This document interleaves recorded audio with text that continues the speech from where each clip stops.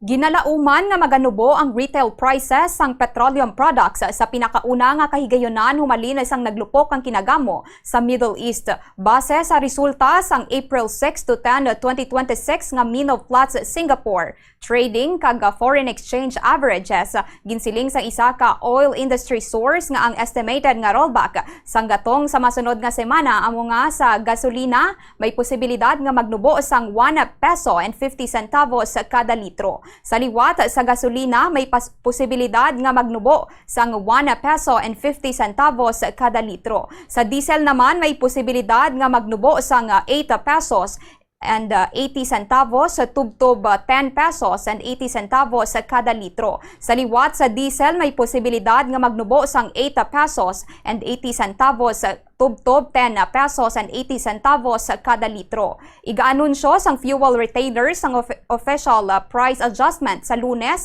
kag ipatuman sa Martes ang ginapaabot nga buhin sa pump prices ang kasunod sang duha ka semana nga ceasefire sa tunga sang United States of America kag Iran.